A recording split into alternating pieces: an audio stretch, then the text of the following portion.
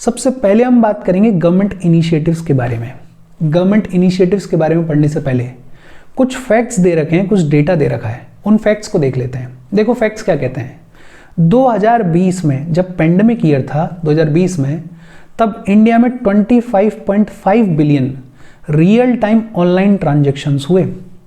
2020 में pandemic year में हमारे कंट्री में लगभग 25.5 billion real time online transactions हुए। कंपैरिजन में अगर देखें तो चाइना में सिर्फ 15.7 बिलियन ऑनलाइन ट्रांजैक्शंस हुए, यूके में 2.8 बिलियन ऑनलाइन ट्रांजैक्शंस हुए और यूएस में सिर्फ 1.2 बिलियन ऑनलाइन ट्रांजैक्शंस हुए। ये डेटा क्या दिखाता है? ये डेटा दिखाता है कि हमारे कंट्री में जो डिजिटलाइजेशन का रेट है, हमारे कंट्री में ये जो ऑनलाइन पेमेंट मेथड्स का अडॉप्शन रेट है, हमारे कंट्री में ये जो फिनटेक इंडस्ट्री की ग्रोथ है वो बहुत रैपिडली हो रही है, वो बहुत फास्ट पेस पे हो रही है। और ये क्यों पॉसिबल हो पा रहा है, उसके पीछे कई रीजंस हैं। जैसे एक है चीप अवेलेबिलिटी ऑफ इंटरनेट। बाकी कंट्रीज के कंपैरिजन में हमारे यहाँ पे जो इंटरनेट के दर हैं, रेट हैं, वो बेहद सस्ते हैं। चीप अवेलेबिलिटी ऑफ इंटरनेट है जिसकी वजह से सभी लोग इंटरनेट को अफोर्ड कर पा रहे हैं। दूसरा, high smartphone penetration. Over the years constantly ये देखने को मिल रहा है कि स्मार्टफोन्स का जो पेनिट्रेशन है वो भी बहुत रैपिडली इंक्रीज हो रहा है हमारे कंट्री में। तीसरा, आधार बेस्ड बायोमेट्रिक वेरिफिकेशन। आधार आ गया, बायोमेट्रिक वेरिफिकेशन पॉसिबल हो गया, जिसकी वजह से जो बेनिफिशियरीज हैं उनको एक्यूरेटली टारगेट करना पॉसिबल हो गया है। तो इन सभी रीजंस का इम्पैक्ट ये रहा है कि हमारे कंट्री में ये जो फिनटेक इंडस्ट्री है इसका फ्यूचर बहुत ब्राइट है, ये बहुत रैपिडली ग्रो कर रही है। पीआईबी का डेटा क्या कहता है? पीआईबी का डेटा ये कहता है कि 2018-19 से लेके अब तक हमारे कंट्री में डिजिटल ट्रांजैक्शंस का जो वॉल्यूम है वो लगभग 200% से इंक्रीज हो गया है। पीआईबी का डेटा क्या कह रहा है कि 2018-19 से लेके अब तक हमारी कंट्री में डिजिटल ट्रांजैक्शंस का जो वॉल्यूम है वो लगभग 200% से इंक्रीज हो गया है। 2021-22 में हमारी कंट्री में लगभग 45 बिलियन ऑनलाइन ट्रांजैक्शंस हुए। 2021-22 में हमारी कंट्री में लगभग 45 बिलियन ऑनलाइन ट्रांजैक्शंस हुए। पिछले 3 साल में ये जो ऑनलाइन ट्रांजैक्शंस हैं वो लगभग 4 गुना इंक्रीज हुए हैं हमारी कंट्री में, और पिछले 4 साल में ये जो ऑनलाइन ट्रांजैक्शंस हैं वो लगभग 50 गुना इंक्रीज हुए हैं हमारी कंट्री में। ये जितना भी डेटा आज हमने पढ़ा और इससे पिछले सेशन में पढ़ा था, ये सब डेटा क्या दिखा रहा है कि हमारे कंट्री में ये जो फिनटेक इंडस्ट्री है इसका फ्यूचर बेहद ब्राइट है। बहुत रैपिडली ये फिनटेक इंडस्ट्री हमारी कंट्री में ग्रो कर रही है। और इस डेटा को एक एक लाइन से याद रखने की ज़रूरत नहीं है, लेकिन आप मोटा मोटा आइडिया रखो कि फिनटेक इंडस्ट्री का फ्यूचर हमारी कंट्री में ब्राइट है। इनमें से 2-4 चीज़ों को याद रख लो ताकि अगर कहीं कोट करना पड़े तो आपको ईजिली याद आ जाए।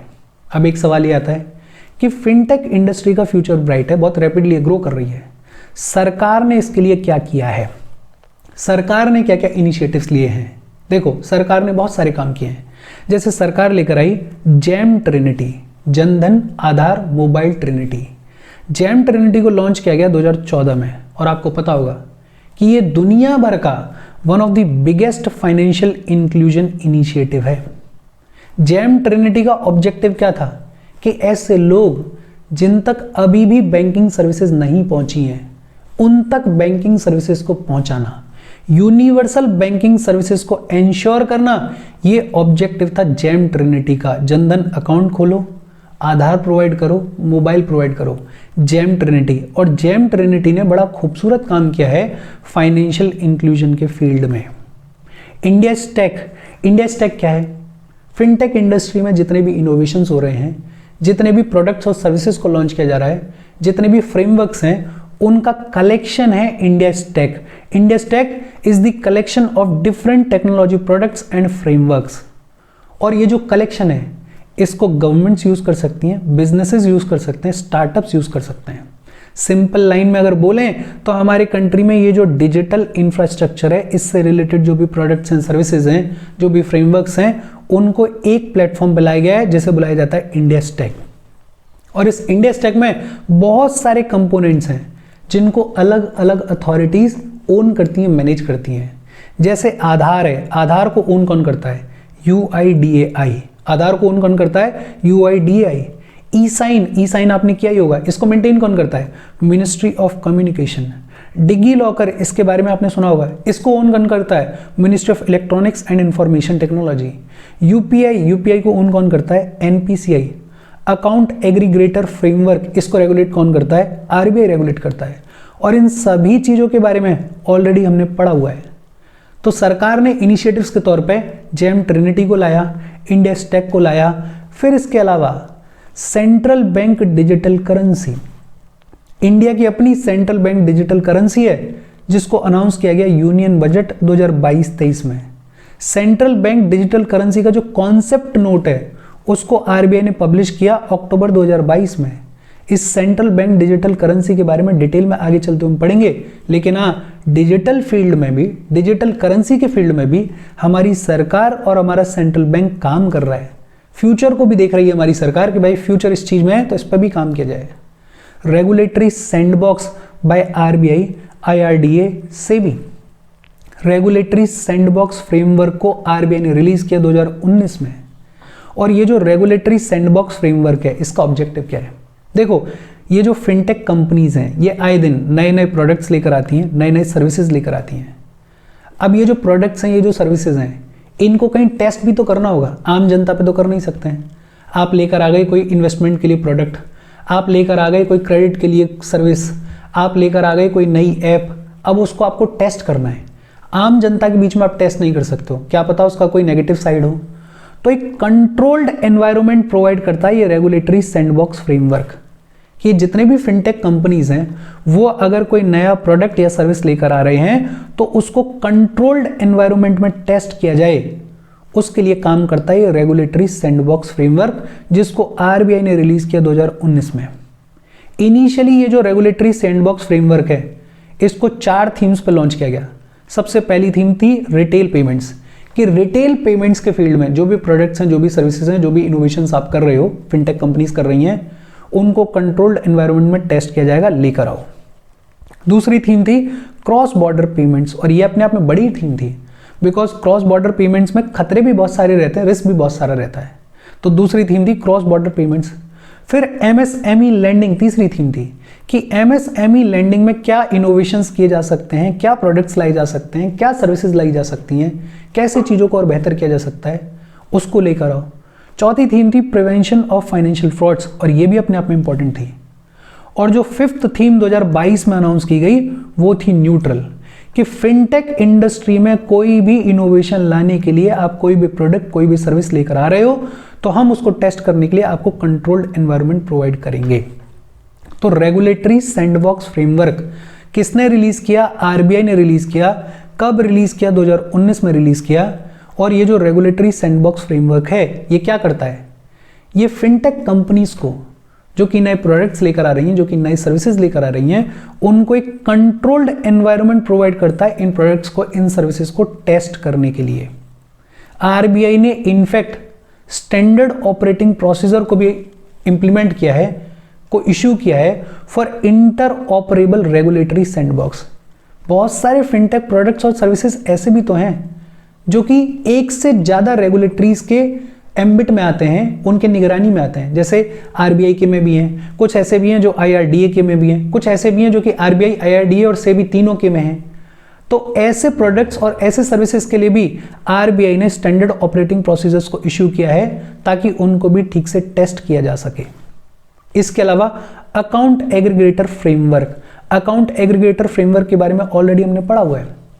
ये basically financial data sharing system है। इसके थ्रू कोई कंज्यूमर अगर अपने डेटा को शेयर करना चाहता है किसी थर्ड पार्टी के साथ में, जैसे मेरा एक बैंक में बैंक अकाउंट है और मैं चाहता हूं कि मेरा जो डेटा है वो थर्ड पार्टी के साथ में शेयर कर दिया जाए, किसी दूसरे फाइनेंशियल इंस्टीट्यूशन के साथ में शेयर कर दिया जाए, तो वो पॉसिबल हो पाता है इस अकाउंट एग्रीगेटर फ्रेमवर्क के थ्रू। ये जो अकाउंट एग्रीगेटर्स होते हैं, ये एंटिटीज होती हैं जो कि रजिस्टर्ड होती हैं विद दी आरबीआई। किसके साथ में रजिस्टर्ड होती हैं? आरबीआई के साथ में रजिस्टर्ड होती हैं। इनको लाइसेंस कौन सा मिलता है? इनको लाइसेंस मिलता है NBFC AA licence, NBFC account aggregator licence. और ये मदद करती है इंडिविजुअल्स को कि वो इंडिविजुअल्स सिक्योरली अपने डेटा को शेयर कर सकते हैं बिटवीन फाइनेंशियल इंस्टीट्यूशंस। लेकिन ये जो डेटा शेयर किया जाता है ये इंडिविजुअल की कंसेंट के बिना शेयर नहीं किया जा सकता है। इनफैक्ट हमने पढ़ा था कि 8 बैंक्स ने इसको इंप्लीमेंट करने की भी शुरुआत कर दी है। ये एक तरीके से पहला स्टेप है ओपन बैंकिंग की तरफ। ओपन बैंकिंग के बारे में पिछले ही सेशन में हमने पढ़ा था। इससे फायदा होता है। फायदा कैसे होता है? जैसे मेरा अकाउंट है किसी बैंक में और वहाँ मेरा क्रेडिट बहुत अच्छा है, मैंने वहाँ कभी कोई डिफॉल्ट नहीं किया है, वहाँ मेरी इमेज बहुत अच्छी है, और मेरे को किसी दूसरे फाइनेंशियल इंस्टीट्यूशन के पास में जाना है इन्वेस्टमेंट के लिए। अब मैं कैसे भरोसा दिलाऊं उसको कि यार मैं अच्छा आदमी हूं, मैंने कभी कोई घपला नहीं किया है? क्या किया जा सकता है? मैं अपने बैंक अकाउंट को बोलूं कि साहब मेरा जो क्रेडेंशियल्स हैं उनको शेयर कर दिया जाए इस फाइनेंशियल इंस्टीट्यूशन के साथ में। जब शेयर कर दिया जाएगा तो ये फाइनेंशियल इंस्टीट्यूशन उन क्रेडेंशियल्स को देखेगा और फिर मेरे पे भरोसा करेगा, फिर मेरे को पैसा भी देगा, मेरे को बैंकिंग सर्विसेज भी देगा, मेरे को एडवाइस भी देगा। तो अकाउंट एग्रीगेटर फ्रेमवर्क जो है वो फ्यूचर है कि over the period of time ये देखने को मिलेगा कि फाइनेंशियल इंस्टीट्यूशंस के बीच में इंडिविजुअल्स का जो डेटा है वो बहुत सिक्योरली शेयर किया जाएगा। लेकिन हाँ, ये जो डेटा है वो विदाउट कंसेंट शेयर नहीं किया जाता है। Reserve bank innovation hub, reserve bank innovation hub को आरबीआई ने सेटअप किया एज इट्स सब्सिडरी। और कहां पे सेटअप किया? बेंगलुरु में सेटअप किया। ये बहुत सारे इनिशिएटिव सरकार लेकर आई है, और भी इनिशिएटिव्स हैं, एक बार फिर से देख लेते हैं। जेम ट्रिनिटी 2014 में लॉन्च किया गया। जनधन आधार मोबाइल ट्रिनिटी दुनिया भर का one of the biggest financial inclusion initiative है। इंडिया स्टैक वो प्लेटफॉर्म जिस पे जितने भी इनोवेशंस हो रहे हैं फिनटेक इंडस्ट्री में, जितने भी प्रोडक्ट्स एंड सर्विसेज हैं, उन सबको लाया गया है, एक जगह पे कलेक्ट किया गया है, और इनको अब गवर्नमेंट, बिजनेस, स्टार्टअप सभी लोग यूज कर सकते हैं। इसके बहुत सारे कंपोनेंट्स हैं जिनको अलग अलग अथॉरिटीज ओन करती हैं। जैसे आधार है, आधार को ओन कौन करता है? UIDAI। ई साइन को कौन मेंटेन करता है? Ministry of communication. DigiLocker को ओन कौन करता है? Ministry of electronics. यूपीआई को ओन कौन करता है? NPCI। अकाउंट एग्रीगेटर फ्रेमवर्क अभी हम बात कर रहे थे, कौन रेगुलेट करता है? RBI रेगुलेट करता है। सेंट्रल बैंक डिजिटल करेंसी, इसके बारे में अभी हमें पढ़ना है आगे चलते हुए। इसकी बात की गई यूनियन बजट 2022-23 में। रेगुलेटरी सैंडबॉक्स फ्रेमवर्क, इसको आरबीआई ने रिलीज किया 2019 में। ये क्या करता है? जितनी भी फिनटेक कंपनीज अपने नए प्रोडक्ट्स और सर्विसेज को लेकर आ रही हैं, उन प्रोडक्ट्स और सर्विसेज को एक कंट्रोल्ड एनवायरनमेंट में टेस्ट करने की फैसिलिटी प्रोवाइड करता है रेगुलेटरी सैंडबॉक्स फ्रेमवर्क। इसने 5 बार काम किया है, 5 थीम्स थी। पहली 4 तो retail payment, cross border payment, MSME lending, prevention of financial frauds, और जो 5th थीम थी वो थी न्यूट्रल, कि आप किसी भी तरीके का अगर इनोवेशन कर रहे हैं फिनटेक इंडस्ट्री में तो आप लेकर आओ, हम आपको टेस्ट करवाएंगे, कंट्रोल एनवायरनमेंट प्रोवाइड करेंगे। इंटर ऑपरेबल रेगुलेटरी सैंडबॉक्स के लिए भी स्टैंडर्ड ऑपरेटिंग प्रोसीजर्स को लॉन्च किया है आरबीआई ने, ऐसे फिनटेक प्रोडक्ट्स और सर्विसेज के लिए जिनको रेगुलेट करने के लिए एक से ज्यादा अथॉरिटी होती है। अकाउंट एग्रीगेटर फ्रेमवर्क, ये फाइनेंशियल डाटा शेयरिंग सिस्टम है। बेसिकली ये जो अकाउंट एग्रीगेटर्स होते हैं ये आरबीआई के अंडर रजिस्टर्ड एंटिटीज होते हैं और इनको लाइसेंस मिलता है NBFC-AA का। और ये क्या करते हैं? ये इंडिविजुअल्स का जो डेटा है उसको बहुत सिक्योरली शेयर करते हैं with the other financial institutions, लेकिन इसमें जो इंडिविजुअल है उसकी कंसेंट लेनी होती है। रिजर्व बैंक इनोवेशन हब को भी सेटअप किया है आरबीआई ने एज इट्स सब्सिडरी। कहां पर सेटअप किया है? बेंगलुरु में सेटअप किया है। हम आगे बढ़ें उससे पहले वीडियो पर लाइक के बटन को दबा दो। लाइक दबाना जरूरी है बिकॉज यूट्यूब ऐसे ही फंक्शन करता है। जब आप वीडियो पर लाइक के बटन को दबाते हो तो यूट्यूब वीडियो को कंसिडर करता है और थोड़ा सा पुश कर देता है। तो लाइक का बटन दबा दो, शेयर कर दो अपने सोशल मीडिया हैंडल्स पे, व्हाट्सएप वगैरह पे अपने फ्रेंड्स को, जो भी लोग इसमें इंटरेस्टेड हैं, इससे रिलेटेड पढ़ाई कर रहे हैं, उनको शेयर कर दो। और ये 2 काम तो खुद से कर ही दिया करो बिकॉज जब आप लाइक और शेयर करते हो तो आपका कुछ जाता नहीं है और यूट्यूब वीडियो को कंसिडर करता है, चैनल को कंसिडर करता है और थोड़ा सा पुश करता है, थोड़ा सा ग्रो करता है, जो कि अपने आप में इंपॉर्टेंट है। और चैनल को अगर सब्सक्राइब नहीं किया है तो सब्सक्राइब कर लो। अच्छा, इनके अलावा और क्या गवर्नमेंट इनिशिएटिव्स हैं? Framework for facilitating small value digital payments in offline mode. Framework for facilitating small value digital payments in offline mode, इसको आरबीआई ने लॉन्च किया 2022 में। जैसे इसके तहत आरबीआई लेकर आया UPI 123 पे। UPI 123 पे क्या है? ऐसे फीचर फोन्स जिनमें इंटरनेट नहीं होता है, उन फोन्स के थ्रू आप UPI सर्विसेज को यूज करके ट्रांजैक्शन कर सकते हो। इसके अलावा डिग्गी साथी को लेकर आया आरबीआई। ये 24/7 हेल्पलाइन है फॉर डिजिटल पेमेंट्स। तो ऐसे लोग जो कि अभी भी अंडर सर्व्ड हैं, उनके लिए भी आरबीआई, उनके लिए भी सरकार कॉन्स्टेंटली काम कर रही है ताकि वो भी ऑनलाइन ट्रांजेक्शन में पार्टिसिपेट कर पाए। तो ये framework for facilitating small value digital payments in offline mode कौन लेकर आया? आरबीआई लेकर आया। कब लेकर आया? 2022 में लेकर आया। इसी के तहत यूपीआई 123 पे को लाया गया। जो फीचर फोन्स होते हैं जिनमें इंटरनेट नहीं होता है, उन फोन्स में भी यूपीआई सर्विसेज को यूज करके ट्रांजेक्शन्स को कंप्लीट किया जा सके, उसके लिए लॉन्च किया गया यूपीआई 123 पे को। डिग्गी साथी जो है वो 24/7 हेल्पलाइन है for digital payments. UPI light, बहुत सारे लोग इसको यूज भी कर रहे होंगे आजकल। यूपीआई लाइट जो है इसको भी आरबीआई ने लॉन्च किया। कब? 2022 में लॉन्च किया। जो स्मॉल वैल्यू के, जो लो वैल्यू के यूपीआई पेमेंट्स होते हैं, उनको सिंप्लीफाई करने के लिए, उनको स्पीड अप करने के लिए लाया गया यूपीआई लाइट। इनफैक्ट ये ऑन डिवाइस वॉलेट है और इस यूपीआई लाइट के थ्रू 200 रुपए तक के जो ट्रांजेक्शन्स हैं आप उनको कर सकते हो without entering the UPI pin. मतलब चीजों को इजी किया गया कि छोटा स्मॉल वॉल्यूम का ट्रांजेक्शन है, स्मॉल वैल्यू का ट्रांजेक्शन है, 200 रुपए तक का जो ट्रांजेक्शन है उसके लिए आपको अपना यूपीआई पिन भी एंटर करने की जरूरत नहीं है in this UPI light. Fintech department को सेटअप किया गया। आरबीआई ने फिनटेक डिपार्टमेंट को सेटअप किया 2022 में, बिकॉज आरबीआई को समझ में आ रहा था कि जो फिनटेक इंडस्ट्री है बहुत रैपिडली ग्रो कर रही है, इससे डील करने के लिए हमें अलग से एक डिपार्टमेंट चाहिए। हार्बिंजर 2021, HARBINGER, हार्बिंजर 2021 आरबीआई के द्वारा ऑर्गेनाइज की गई पहली ग्लोबल हैकाथन थी ये, और इसकी थीम क्या थी? रिटेल पेमेंट्स को और ज्यादा इनोवेटिव बनाना है। तो harbinger 2021, it was a global hackathon organised by RBI. National electronic toll collection system, NETC, national electronic toll collection, इसके बारे में आपने सुना होगा। इससे क्या होता है? जब हम किसी टोल पे जाते हैं, टोल प्लाजा पे जाते हैं, तो इस NETC के थ्रू ऑटोमेटिकली टोल पे जो पैसा है वो कट जाता है without we needing to stop at the toll. हमें टोल पे रुकने की जरूरत नहीं होती, गाड़ी रोकने की जरूरत नहीं होती। इस NETC की वजह से ऑटोमेटिकली जो पैसा है टोल पे वो कट जाता है, कोई दिक्कत नहीं है। इसमें फास्टैग को यूज किया जाता है। फास्टैग जो है वो बेस्ड है रेडियो फ्रीक्वेंसी आइडेंटिफिकेशन टेक्नोलॉजी के ऊपर। लेकिन ये पूरा जो काम हो रहा है वो किस सिस्टम के थ्रू हो रहा है? National electronic toll collection system के थ्रू। सेंट्रल केवाईसी, जिसको सेंट्रल रिपोजिटरी भी बोलते हैं। आप एक बार सेंट्रल केवाईसी करा दो तो आपको बार बार अलग अलग जगह पे जाके केवाईसी कराने की जरूरत नहीं है in different institutions, financial institutions. तो सेंट्रल केवाईसी का भी कॉन्सेप्ट है। Joint working groups of fintech, India ने बहुत सारे और कंट्रीज के साथ में ज्वाइंट वर्किंग ग्रुप्स को स्टैब्लिश किया है टू कोऑर्डिनेट ऑन फिनटेक। जैसे इसके दो एग्जांपल्स हैं, UK India fintech joint working group है, Singapore India fintech joint working group है।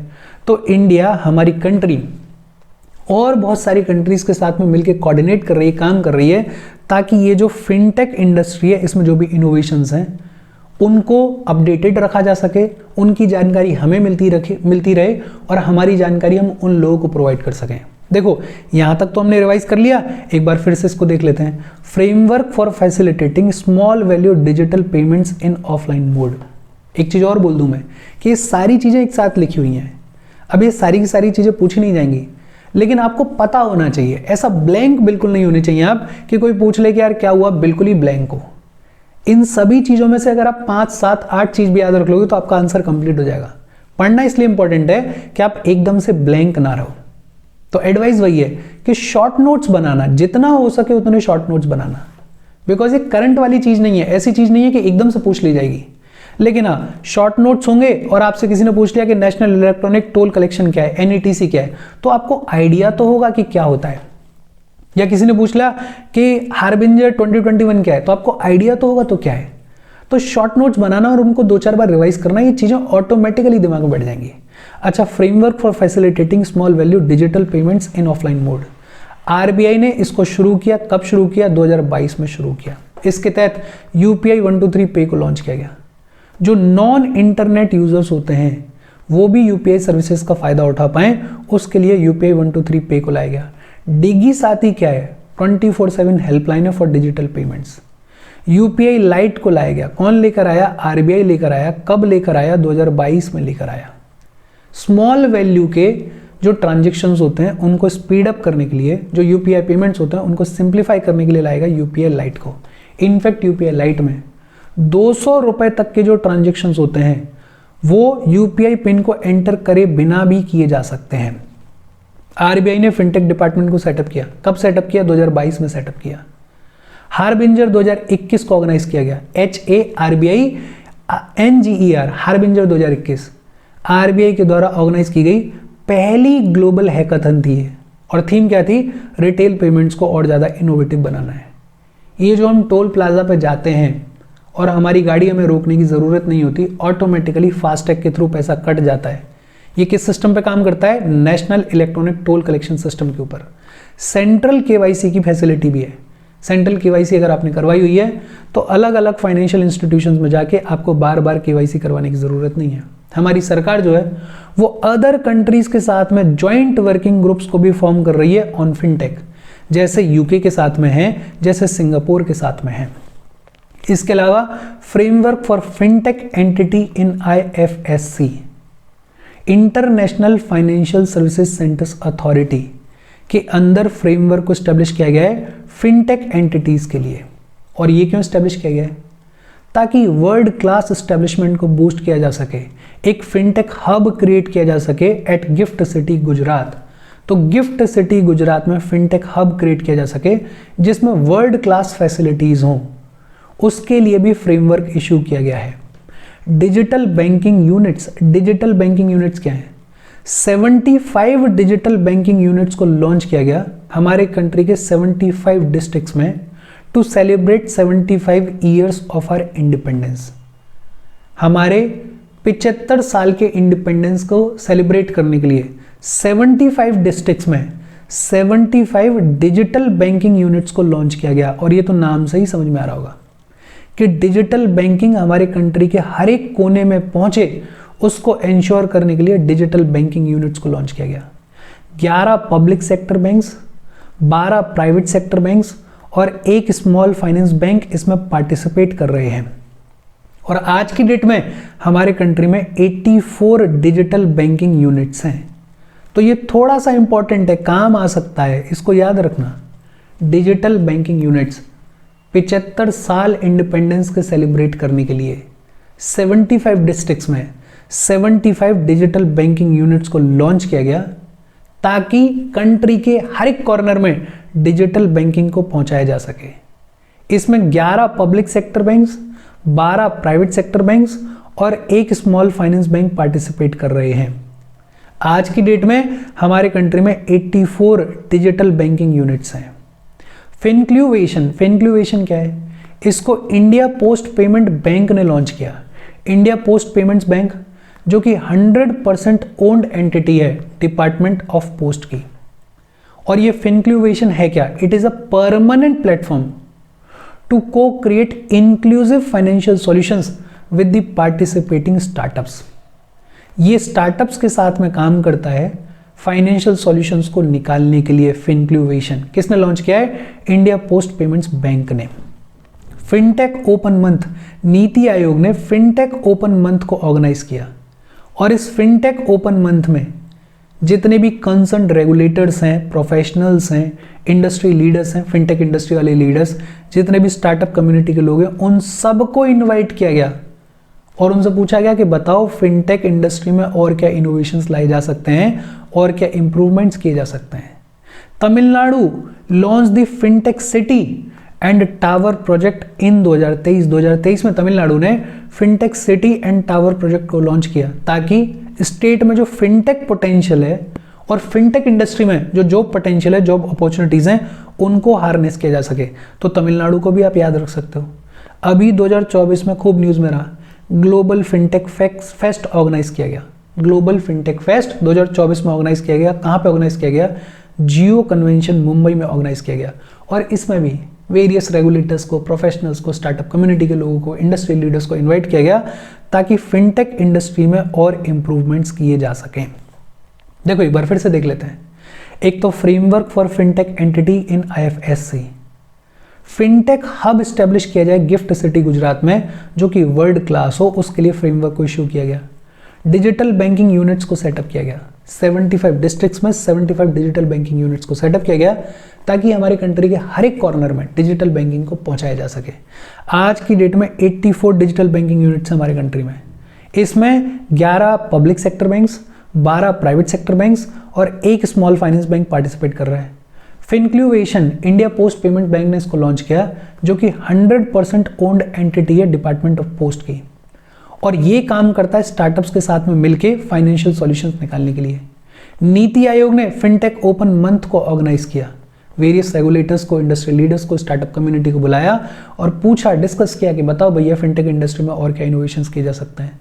तमिलनाडु ने 2023 में fintech city and tower project को लॉन्च किया ताकि ये जो फिनटेक पोटेंशियल है इसको हार्नेस किया जा सके और इसमें जो जॉब अपॉर्चुनिटीज हैं उनको हार्नेस किया जा सके। 2024 में अभी ग्लोबल फिनटेक फेस्ट को ऑर्गेनाइज किया गया, कहाँ पे? जियो कन्वेंशन मुंबई में ऑर्गेनाइज किया गया। फिर इसके बाद बात आती है डिजिटल रुपी के बारे में। देखो ये तो हो गए गवर्नमेंट इनिशिएटिव्स, अब टर्म आता है digital rupee, central bank digital currency. अभी हम बात कर रहे थे इसके बारे में। इस सेंट्रल बैंक डिजिटल करेंसी को, CBDC को डिजिटल रुपी भी बुलाया जाता है। ये ई रुपी ऐसे नहीं लिखा जाता, ये ई रुपी ऐसे लिखा जाता है, लेकिन हाँ यहाँ पे क्योंकि टाइप करने में दिक्कत थी तो ये सिंपल लिख दिया मैंने। डिजिटल रुपी इसको लॉन्च किया किसने? RBI ने लॉन्च किया। और ये जो डिजिटल रुपी है इसको पायलट बेसिस पे लॉन्च किया गया for both wholesale and retail segment. Wholesale segment के लिए और रिटेल सेगमेंट दोनों के लिए ही पायलट बेसिस पे, टेस्ट बेसिस पे डिजिटल रुपी को RBI ने लॉन्च किया। डिजिटल रुपी होलसेल के लिए जो लॉन्च किया गया उसको लिखा जाता है E-Rupee-W। कैसे लिखा जाता है? E-Rupee-W। इस digital rupee for the wholesale segment को लॉन्च किया गया 1 नवंबर 2022 को। कब लॉन्च किया गया? 1 नवंबर 2022 को।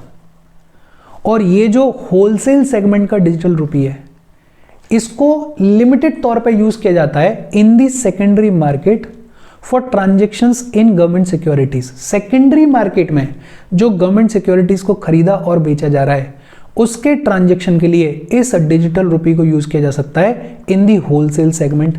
कब लॉन्च किया गया इसको? 1 नवंबर 2022 को इसको लॉन्च किया गया। ऐसे ही रिटेल सेगमेंट में डिजिटल रुपी को लॉन्च किया गया। कब लॉन्च किया गया? 1 दिसंबर 2022 को लॉन्च किया गया। और रिटेल सेगमेंट के लिए ये जो डिजिटल रुपी लॉन्च किया RBI ने 1 दिसंबर 2022 को, इसको भी लिमिटेड क्लोज्ड यूजर ग्रुप के लिए लॉन्च किया गया, जैसे कुछ कस्टमर्स के लिए, कुछ मर्चेंट्स के लिए। और ये जो रिटेल सेगमेंट वाला डिजिटल रुपी है ये पायलट के तौर पे 5 सिटीज में रन किया जा रहा है। कौन कौन सी? मुंबई, न्यू दिल्ली, बेंगलुरु, भुवनेश्वर और चंडीगढ़। और ये जो रिटेल सेगमेंट वाला डिजिटल रुपी है ये ब्लॉकचेन टेक्नोलॉजी को भी यूज कर रहा है। देखो डिजिटल रुपी ये फ्यूचर है, डिजिटल करेंसी ये फ्यूचर है, तो इसको टेस्ट करने की जरूरत है। तो RBI ने सेंट्रल बैंक डिजिटल करेंसी या डिजिटल रुपी को लॉन्च किया, लेकिन पायलट बेसिस पे लॉन्च किया है। और दोनों ही सेगमेंट्स में पायलट बेसिस पे ही लॉन्च किया है, होलसेल सेगमेंट में भी और रिटेल सेगमेंट में भी। होलसेल सेगमेंट में जो डिजिटल रुपी लॉन्च किया RBI ने वो कब लॉन्च किया? 1 नवंबर 2022 को। लेकिन ऐसा नहीं है कि खुली छूट है, लिमिटेड यूज है इसका, बिकॉज पायलट बेसिस पे टेस्ट कर रहे हैं। लिमिटेड यूज क्या है कि सेकेंडरी मार्केट में जो गवर्नमेंट सिक्योरिटीज का ट्रेड होता है उसके ट्रांजेक्शन के लिए इस डिजिटल रुपी को यूज किया जा सकता है। दूसरा, रिटेल सेगमेंट में भी डिजिटल रुपी को RBI ने लॉन्च किया। कब? 1 दिसंबर 2022 को। लेकिन इसके लिए भी खुली छूट नहीं है, क्लोज्ड यूजर ग्रुप के लिए ही इसको अलाउ किया गया है। 5 सिटीज में इसका पायलट रन कर रहा है। कौन कौन सी 5 सिटीज हैं? मुंबई, न्यू दिल्ली, बेंगलोर, भुवनेश्वर और चंडीगढ़। और ये जो रिटेल सेगमेंट वाला डिजिटल रुपी है ये ब्लॉकचेन टेक्नोलॉजी को भी यूज कर रहा है। अच्छा, डिजिटल रुपी के फीचर्स क्या क्या हैं? What are the features of digital rupee? ये जो डिजिटल रुपी है ये एक तो डिजिटल टोकन है, ये हमें समझ में आता है डिजिटल रुपी है, डिजिटल टोकन है। और ये लीगल टेंडर है। लीगल टेंडर है बिकॉज इसको इश्यू किसने किया है? RBI ने, सेंट्रल बैंक ने इसको इश्यू किया है। तो ये लीगल टेंडर है। जैसे पेपर करेंसी लीगल टेंडर है, वैसे ये जो डिजिटल रुपी है वो अपने लिमिटेड तौर पे लीगल टेंडर है। इसको सेम उन्हीं डिनोमिनेशंस में इशू किया जाता है जैसे पेपर करेंसी को किया जाता है, जैसे कॉइन्स को किया जाता है। जैसे 100 रुपए का नोट है वैसे ही 100 रुपए का डिजिटल रुपी भी है। दो चीजें, एक तो ये लीगल टेंडर है, दूसरा इसको सेम डिनोमिनेशंस में इशू किया जाता है जैसे पेपर करेंसी को, कॉइन को किया जाता है। इसको डिस्ट्रीब्यूट करने की जिम्मेदारी किसको दी गई है? बैंक्स को जिम्मेदारी दी गई है इसको डिस्ट्रीब्यूट करने के लिए। अगर ट्रांजेक्शन करना है तो इस डिजिटल रुपी के लिए अलग से जो पार्टिसिपेटिंग बैंक है वो एक डिजिटल वॉलेट भी ऑफर कर रहा है। अलग से जो कॉमन चल रहे हैं वो नहीं, अलग से डिजिटल वॉलेट ऑफर किया जाता है पार्टिसिपेटिंग बैंक के द्वारा for transactions in this digital rupee. Transactions जो हैं वो पर्सन टू पर्सन भी हो सकते हैं, वो पर्सन टू मर्चेंट भी हो सकते हैं।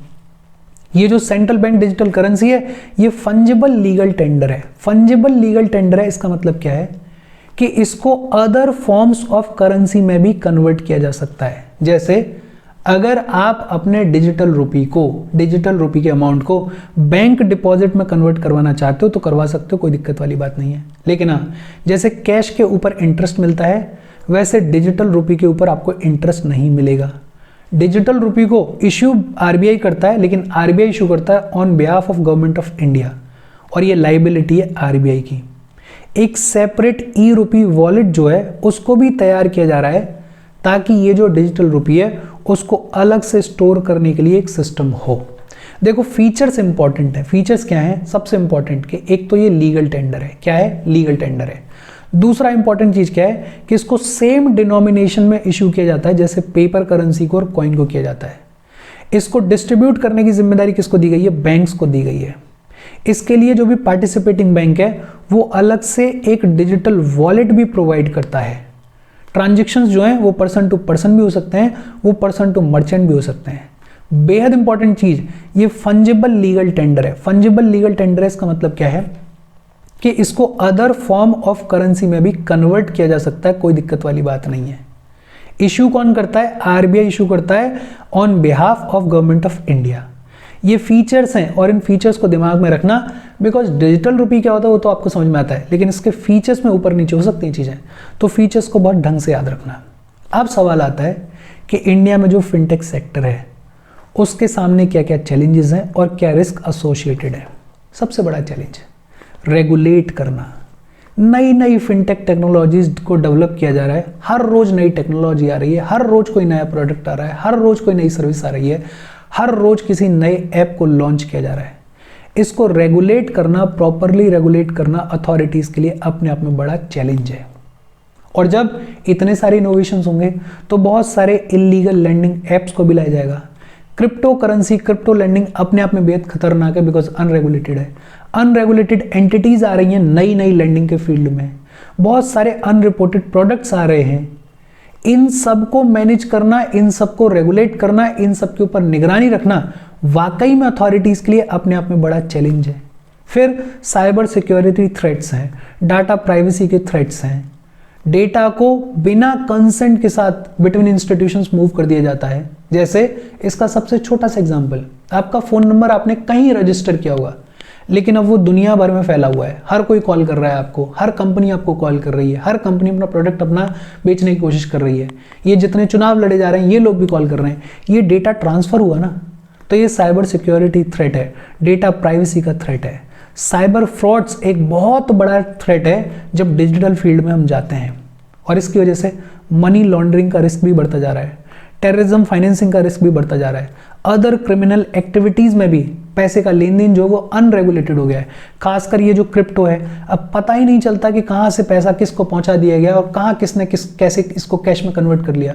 तो money laundering, terror funding, other criminal activities, उनको भी मैनेज करना इस इनोवेटिव दुनिया में, इस टेक्नोलॉजी वाली दुनिया में सरकार के लिए, अथॉरिटीज के लिए चैलेंज है। Basically the regulation of fintech companies is itself a big challenge. और उसमें एक प्रॉब्लम ये भी है कि अभी तक हमारे जो लॉज हैं वो भी इतने अच्छे से डिफाइंड नहीं है, बिकॉज नई चीज़ है, तो बहुत सारा ऐसा जुरिस्डिक्शन है जो कि ओवरलैप करता है। ऐसी फिनटेक कंपनीज है जिनके ऊपर सेबी का भी जुरिस्डिक्शन है, आरबीआई का भी जुरिस्डिक्शन है, क्लियरली डिफाइंड नहीं है कि कौन सा रेगुलेटर किस चीज़ को कंट्रोल करता है। तो we have a lot of work to do to deal with these challenges. Challenges को एक लाइन में बोलें तो जैसे जैसे इनोवेशन हो रहा है, जैसे जैसे टेक्नोलॉजी आ रही है, जैसे जैसे प्रोडक्ट्स एंड सर्विसेज को लॉन्च किया जा रहा है, वैसे वैसे इनको रेगुलेट करना उतना ही ज़्यादा डिफिकल्ट होता जा रहा है, उतना ही ज़्यादा चैलेंजिंग होता जा रहा है। साइबर सिक्योरिटी थ्रेट्स बढ़ते जा रहे हैं, डेटा प्राइवेसी के थ्रेट्स बढ़ते जा रहे हैं। ये जो पैसा है, ये जो सर्विसेज है, ये जो प्रोडक्ट्स हैं, इनको अनरेगुलेटेड जगहों पे यूज़ किया जा सकता है, इनको गलत चीज़ों के लिए यूज़ किया जा सकता है, जैसे मनी लॉन्ड्रिंग है, जैसे टेरर फंडिंग है। तो सबसे बड़ा चैलेंज अथॉरिटीज़ के सामने ये है कि इस नई टेक्नोलॉजी को, इस फिनटेक इंडस्ट्री को प्रॉपरली रेगुलेट करना, और इसमें टाइम लगेगा, बिकॉज अथॉरिटीज़ के लिए भी ये चीज़ें नहीं है, वो लोग भी इंसान हैं, उनको भी समझने में टाइम लगेगा। तो ये अपने आप में चैलेंज है। देखो, हम आगे बढ़ें उससे पहले एक बार फिर से डिजिटल फीचर्स को, डिजिटल रुपी के जो फीचर्स हैं उनको देख लेते हैं। डिजिटल रुपी एक तो लीगल टेंडर है। सबसे पहली चीज़ क्या है कि it is a legal tender. दूसरा, इसको सेम उन्हीं डिनोमिनेशंस में इश्यू किया जाता है जैसे पेपर करेंसी को, कॉइन को किया जाता है। डिस्ट्रीब्यूट करने की जिम्मेदारी किसको मिली है? बैंक्स को मिली है। ट्रांजेक्शन्स जो हैं वो पर्सन टू पर्सन भी हो सकते हैं, पर्सन टू मर्चेंट भी हो सकते हैं। फंजिबल लीगल टेंडर है, ये भी इंपॉर्टेंट है। फंजिबल लीगल टेंडर है, इसका मतलब क्या है कि इसको अदर फॉर्म ऑफ करेंसी में भी कन्वर्ट किया जा सकता है। लेकिन जब आप अदर फॉर्म ऑफ करेंसी में इसको कन्वर्ट करते हो तो जैसे कैश के ऊपर इंटरेस्ट मिलता है, वैसे इसके ऊपर आपको इंटरेस्ट नहीं मिलेगा। इश्यू कौन करता है? आरबीआई करता है on behalf of government of India. In features को कहीं एक जगह पे लिख लेना ढंग से। चैलेंजेस क्या है, रिस्क क्या है, वो आपको समझ में आता है। अच्छा, फिर दो टर्म्स हैं, एक है रेगटेक और दूसरा है सुपटेक। रेगटेक मतलब रेगुलेटरी टेक्नोलॉजी और सुपटेक मतलब सुपरवाइजरी टेक्नोलॉजी। बेसिकली ये जो रेगुलेटरी टेक्नोलॉजी है और सुपरवाइजरी टेक्नोलॉजी है, ये रेगुलेटर्स को हेल्प करता है कि रेगुलेटर्स जो हैं वो टेक्नोलॉजी को यूज़ करें कंपनीज को रेगुलेट करने के लिए, और जो रेगुलेटेड अथॉरिटीज़ हैं उनको रेगुलेट करने के लिए। रेगटेक रेगुलेटरी टेक्नोलॉजी जो है वो हेल्प करती है कंपनीज को रेगुलेट करने के लिए, और सुपरवाइजरी टेक्नोलॉजी जो है वो हेल्प करती है रेगुलेटेड अथॉरिटीज को रेगुलेट करने के लिए। मतलब ओवरऑल सिस्टम को रेगुलेट करने के लिए जो नए नए इनोवेशंस किए जा रहे हैं, जो नई नई टेक्नोलॉजीज लाई जा रही हैं, उनको रखा गया है इस रेगटेक और इस सुपटेक की कैटेगरी में। और ये अपने आप में इंपॉर्टेंट है, बिकॉज अभी हमने देखा कि कितना लंबा चौड़ा रिस्क है। तो कंपनीज को, अथॉरिटीज को, और वो अथॉरिटीज जो कि रेगुलेट करने के लिए रिस्पॉन्सिबल है, उन अथॉरिटीज को भी रेगुलेट करना अपने आप में बेहद इंपॉर्टेंट हो जाता है। एक स्टीयरिंग कमेटी बनाई गई थी फिनटेक के ऊपर। स्टीयरिंग कमेटी की रिकमेंडेशंस क्या हैं? इस स्टीयरिंग कमेटी ने फाइनेंस मिनिस्ट्री को अपनी रिपोर्ट सबमिट करी 2019 में, और इस स्टीयरिंग कमेटी ने यह कहा कि हमें एक कॉम्प्रिहेंसिव लीगल फ्रेमवर्क तैयार करने की जरूरत है for consumer protection in fintech. Fintech industry में कंज्यूमर्स को प्रोटेक्ट करने के लिए हमें एक प्रॉपर, एक कॉम्प्रिहेंसिव लीगल फ्रेमवर्क करने की तैयार करने की ज़रूरत है। दूसरा, स्टीयरिंग कमेटी में बोला गया कि हमें रेगटेक को अडॉप्ट करने की ज़रूरत है for all financial sector regulators, कि हमें रेगुलेटरी टेक्नोलॉजीज़ को और लेकर आने की ज़रूरत है, उनको प्रॉपरली अडॉप्ट करने की ज़रूरत है, ताकि इन कंपनीज़ के ऊपर, इस फिनटेक इंडस्ट्री के ऊपर थोड़ी और बेहतर निगरानी रखी जा सके। हमें सुपटेक के लिए भी एक प्रॉपर इंस्टीट्यूशनल फ्रेमवर्क सेटअप करने की ज़रूरत है। रेगुलेटेड अथॉरिटीज़ को रेगुलेट करने के लिए हमें सुपरवाइजरी टेक्नोलॉजीज़ को और ज़्यादा अडॉप्ट करने की ज़रूरत है, और एक प्रॉपर इंस्टीट्यूशनल फ्रेमवर्क सेटअप करने की ज़रूरत है। इनफैक्ट इस स्टीयरिंग कमेटी ने यह भी कहा कि हमें एक inter ministerial steering committee setup करनी चाहिए ऑन फिनटेक, बिकॉज हर एक मिनिस्ट्री में, हर एक डिपार्टमेंट में फिनटेक इंडस्ट्री का यूज़ है, फिनटेक इंडस्ट्री ग्रो कर रही है, तो एक कोऑर्डिनेशन होना चाहिए सभी मिनिस्ट्रीज के बीच में। तो स्टीयरिंग कमेटी ऑन फिनटेक बनाई गई 2019 में इसने अपनी फाइनल रिपोर्ट सबमिट करी फाइनेंस मिनिस्ट्री को। रिकमेंडेशंस क्या थी कि एक तो कॉम्प्रिहेंसिव लीगल फ्रेमवर्क तैयार करो फॉर कंज्यूमर प्रोटेक्शन, रेगटेक और सुपटेक को अडॉप्ट करो और टेक्नोलॉजी को और थोड़ा बेहतर करो, ताकि कंपनीज को और रेगुलेटेड अथॉरिटीज को और बेहतर तरीके से रेगुलेट किया जा सके, और एक इंटर मिनिस्ट्रियल स्टीयरिंग कमेटी को सेटअप किया जाए ऑन फिनटेक।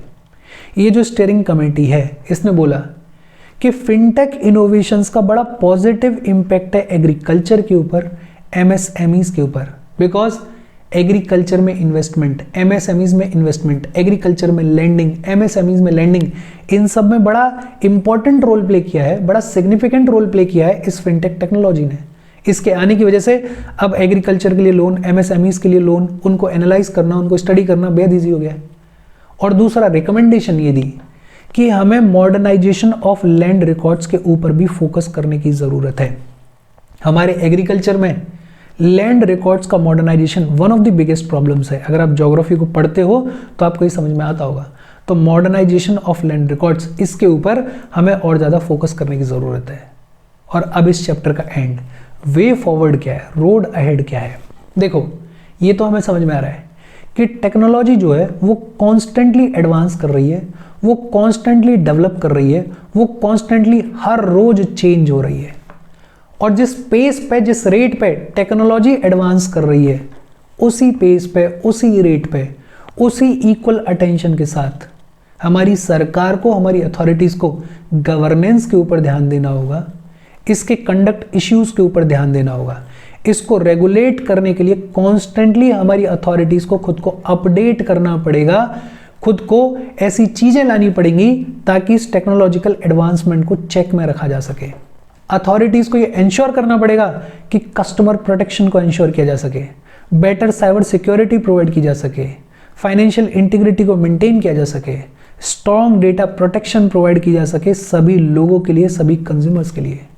जितने ज़्यादा इनोवेशंस होंगे उतने ज़्यादा चैलेंजेस आएंगे डेटा प्राइवेसी के, उतने ज़्यादा चैलेंजेस आएंगे साइबर सिक्योरिटी के। इसलिए ज़रूरी है कि सरकार और जो अथॉरिटीज़ हैं वो अपडेटेड रहें अपनी पॉलिसीज़ के साथ में, अपने लॉज के साथ में।